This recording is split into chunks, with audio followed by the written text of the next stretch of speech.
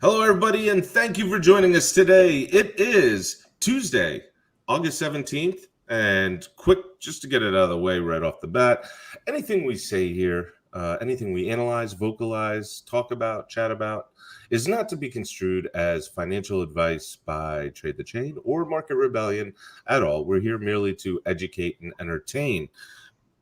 With that out of the way, I will say happy Tuesday, and apologies yesterday for not doing a Monday episode. The guys are, our analysts, CJ and Monty from MarketRebellion.com, coming back from the big Indy race. They had a lot to catch up on, a lot of crypto stuff because the markets were feverish last week.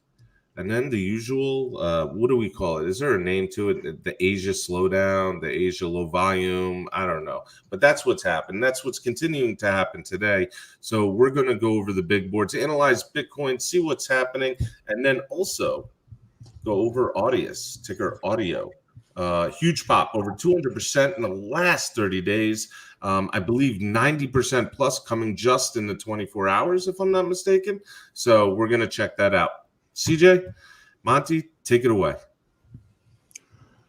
Thank you, Alex.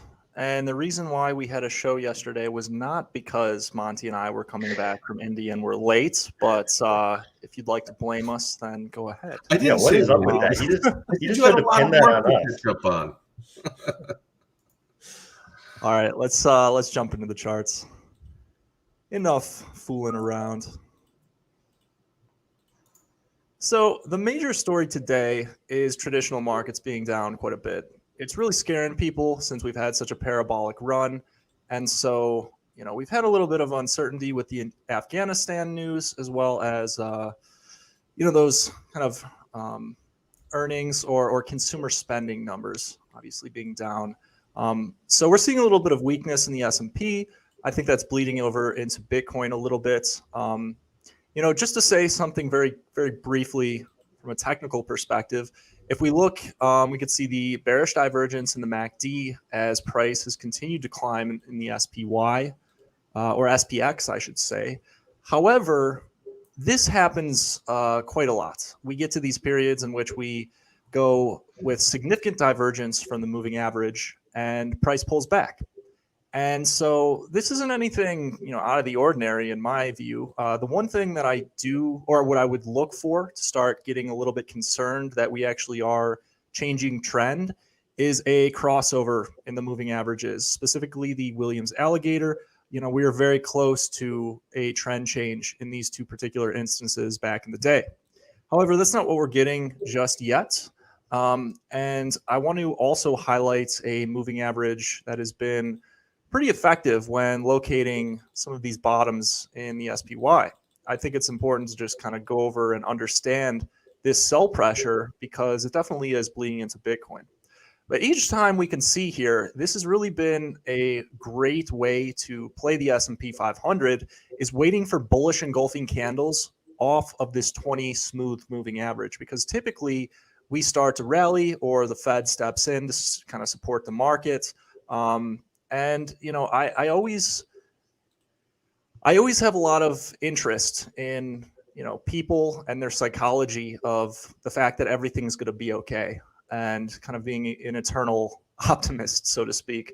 And so I think this could go on for a long time. Doesn't mean it has to, but, we were very afraid during that particular time. I remember being very afraid during that particular time and all of these tests of the moving average. So let's say if we do regress to it, I would take my capital off the board to see what happens. And if we get something like a bullish engulfing candle, off of that moving average, then I'll look to re-enter because I think we're probably going to get new highs if that is to happen. The trend is still very strong in the S&P. I would just look for a rebound from that level because if we don't get a rebound from that level, we sure could break down and experience a little bit further of losses. The only thing that I think is kind of interesting is that in the IWM, a lot of those companies in the Russell are already down about 10 to 20% from their highs.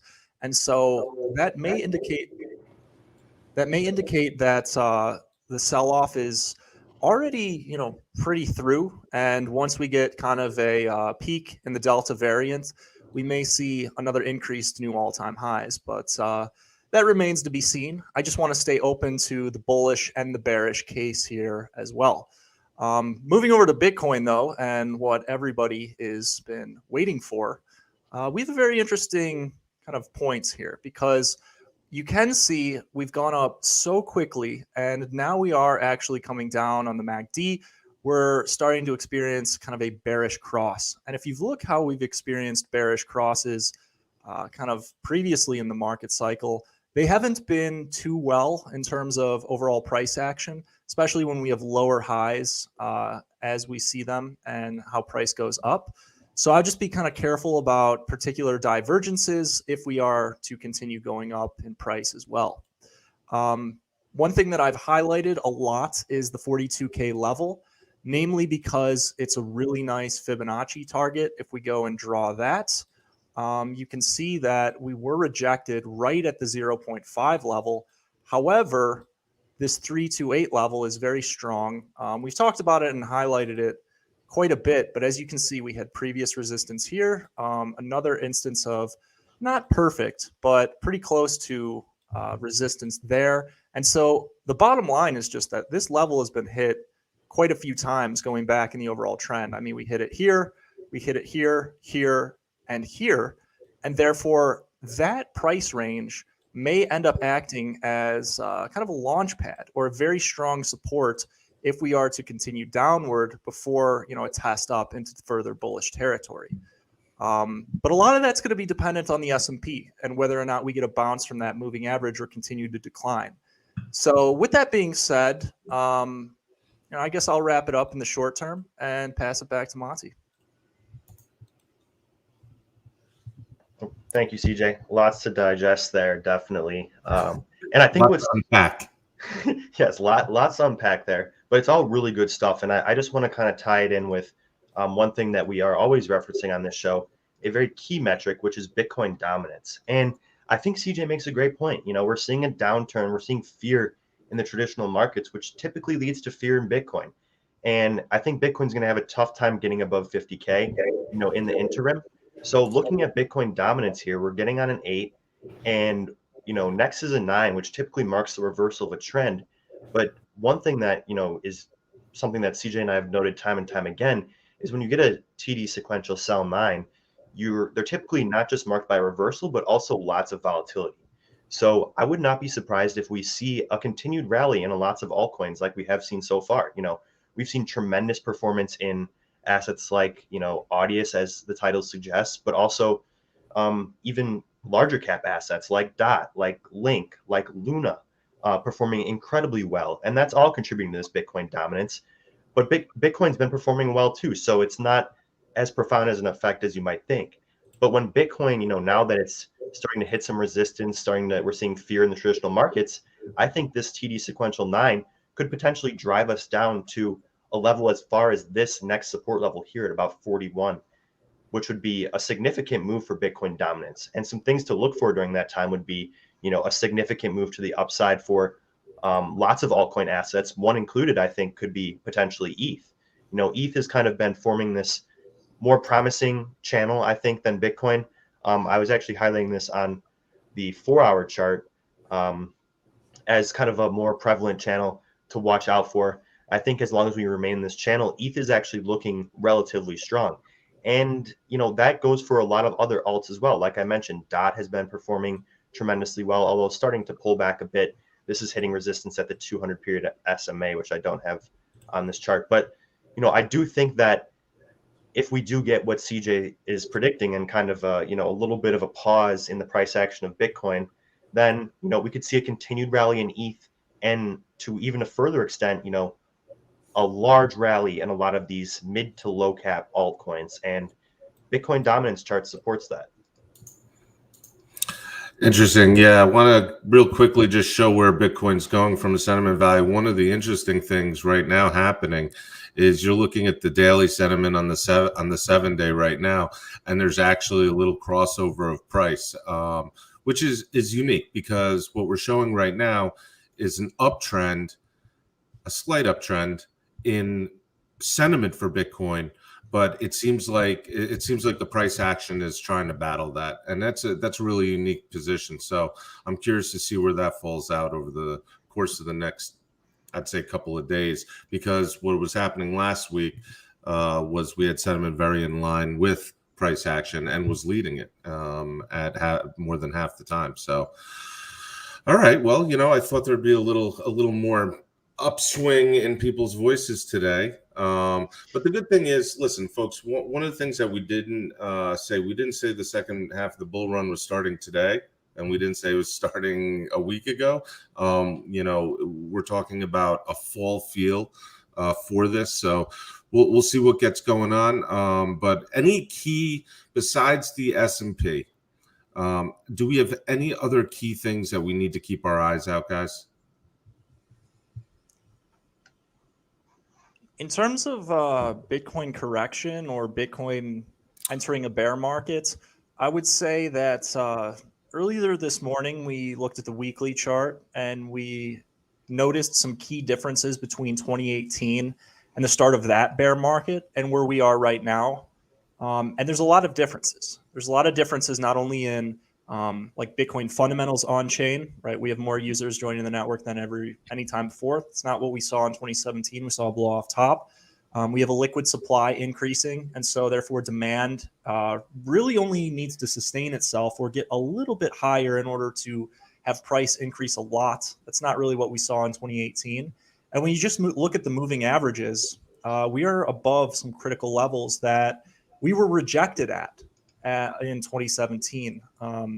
And I'd like to go ahead and share it real quick. The one thing I do want to say, and what makes me a little bit bearish in the short term, is that we've just had such an incredible run in altcoins while Bitcoin has remained kind of stagnant here in these last few days.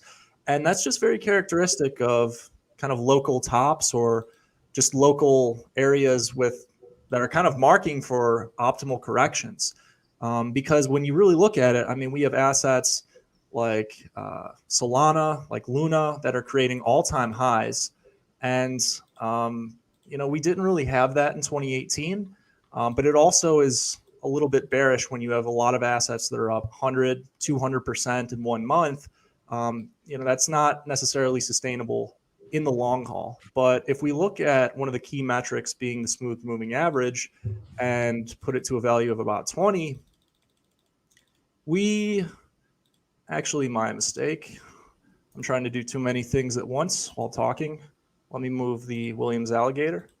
You can see this is a critical point that we were rejected at in 2018 and 2017. And as soon as this turned over, it really never looked back, and it acted as staunch resistance throughout the bear market until we really flipped and started the bull market. But that's not the case in our current point. If you actually look at price action and what we've been doing, we're still above these moving averages, and in fact, they're actually beginning to turn up as we kind of test on upward resistance. So this chart, in terms of weekly, is still very bullish in my opinion. I just think that short-term price action could get a little dicey here, especially if the S&P continues on its weak run.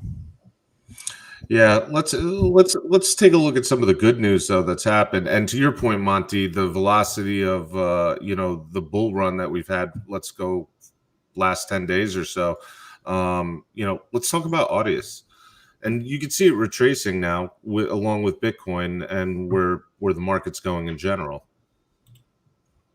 Yeah. AUDIUS, incredible sentiment. And obviously that's on the back of the news that, they broke a deal with TikTok, one of the largest social media platforms in the world right now, especially for music use. All of those TikToks are, in some way associated with, music one way or another. And lots of artists actually, get their music kind of notarized on TikTok. So that's definitely interesting to note. And AUDIUS pumped as a result. This is legitimate utility. We've talked about this before as kind of a possible utility for some NFTs. Kings of Leon released an album as sort of an NFT as well, because music licensing is a problem. Artists have a hard time making money because, platforms like Spotify and Apple Music are geared towards the consumer. They're not necessarily geared towards the artist. There's also problems with streaming farms and and whatnot. So it's hard to tell, how much money is really being made in that industry. And I think that blockchain is definitely, well suited to serve that purpose of, distributing music properly, giving the artists their fair shake. And, Audius is a step in that right direction. So cool to see it pumping on some solid news today. Well, who's going to give a shout out to Big TCO? Because I don't even know what that name is. Yeah, not only that, but also we got a couple of others. We also have a couple of others as well, and that includes our good friends over at StormX. Look down here, we have 93% in the last 30 days, as well as Solana, which we were talking about for the show, 148% over the last 30 days. I mean, these are some big moves. Are we setting ourselves up to fail? Is the market setting itself up to fail, say, going into the end of August? No. I think we come off here a little bit. However, when you look at the Binance order book, a lot of buy orders stacked up at the 45K level, and then even more buy orders really stepping up on the 42 level specifically. So I do think we'll get a bounce from that level if we are to test down and see further profit taking. The interesting thing that I also want to say about Audius is that I think it could be an interesting application to Metcalfe's law, or rather you could apply Metcalfe's law to it. Some of the assets that I think are applicable to that model just recently that we've kind of been compiling is Swissborg. Obviously that's very similar to VGX in terms of user base. Also with Huobi token and FTX token, FTT, anything that has a platform around it. Also StormX, of course. But those are interesting assets to me, which we might be able to create Metcalfe's law models around them for the long-term investor to be truly bullish. However, in the short term, I think we have a little bit to navigate through. That's for sure. Here's another question. I know, Monty, you want to chime in. I'm sorry. Real quick, I'm forgetful. A quick question, though, is that, do you find this more attractive than, say, just a pure network play, right? So with a network play, let's look at, say, Cardano or, any other network that is becoming AVAX, becoming popular to build on. Do you find the fact of having a platform, because I do, you get more measurement almost in fundamentals? I mean, that's what we've been kind of preaching, for the last year as well with some of our strong likes. Yeah, you're 100% right, Alex. And that is why, I've liked StormX a lot, even at, the prices, because you have that fundamental value. And then you also have speculation, and assets like StormX, it saw a lot of retail speculation during the first leg up in that bull run, pumped all the way up to, almost 9 cents or whatever. So I think that, when you have those various metrics contributing to price, it's always very encouraging. And StormX, this thing, a lot of assets gave back everything they got during the first leg of the bull run in terms of, price, and that was everything. But StormX onboarded a bunch of new users. They had users staking. So even though their price was declining, fundamentally, they were still growing as a product and as a network. So yeah, it helps to have those metrics to look at for sure. All right, very cool. Anything else, CJ, you want to input on anything? No, I feel like I've already talked too much this episode enough. I want to give Monty full respect and his time to be able to share whatever he wants. I think, if you want to cover ETH, anything like that. No, I just want to add one. I just want to share this one last thing here. And it's just a Bitcoin perspective. CJ, I think you did a great job laying out the weekly chart and talking about how it is different now than it was in 2018 with those Williams Alligator moving averages. And I completely agree with you. So in the interim, I just want to give everyone in the audience something to watch out for. This level right here, 45K, like CJ pointed out, lots of order book volume around this level. And not only that, but it's critically marked by the 200 period smooth moving average. So a break below this level, we could definitely retest the next level CJ mentioned at 42K, where we'd probably meet up with the 20 period smooth moving average. So those two scenarios are two things that would need to happen in order to maintain the momentum on the weekly chart that CJ was just showcasing. And, those are two things that I will definitely be watching for closely, because I think we can tell a lot about not just the strength of Bitcoin and the direction of the trend that we'll see over the next few days, but the entire market. If we get a bounce from these levels, I think we could continue to see alts go parabolic in the coming weeks. So definitely just watch those two levels that CJ mentioned, 45K and 42K, marked by the 200 period smooth moving average, also the 200 period simple moving average, and the 20 period smooth moving average. All right, very cool. Any new highlights coming up over at marketrebellion.com this week? Yes, we are doing a webinar that you can check out for just $1 tomorrow with the famous option oracle, AJ Monty. You can find him on Twitter, over 35K followers. That's AJ Monty. But he's been a very successful options trader for like 35, pretty long time now. And he's very bearish on the traditional markets. He's been calling a top for kind of the last 3 months, but the ways in which he's kind of forecasted that has been through a grace period of about 3 months. So he initially called that on May 20th. And so now this week going into August 20th, that's kind of the end of that like 3 month period. So the fact that we're getting some bearish price action to begin that today is interesting and might correspond with that top that he has kind of prophesized. But if you'd like to hear more about that, and we're also going to check out a ton of blockchain related stocks as well as technical analysis on various crypto assets, check out Market Rebellion's Twitter page. You will find the link to the webinar tomorrow. I don't know what time it's at yet. I think it's at like market close, I believe. Is that, Monty? Do you? Yeah, 3 p.m. Central. Cool. All right. So if you'd like to check that out, we're going to be doing that. If you'd like that perspective on the overall markets. But other than that, just plugging along. Another day in crypto here. Another day in crypto. All right, folks. Thanks for joining us today. Really appreciate it, as we always do. Big shout out to Big Tico for making himself known in the chats. Don't forget to head over to marketrebellion.com/crypto so you can watch that webinar with AJ Monty, the options oracle, along with CJ and Monty. And don't forget to check out tradethechain.com. And don't forget about the big Las Vegas NASCAR contest down in the description.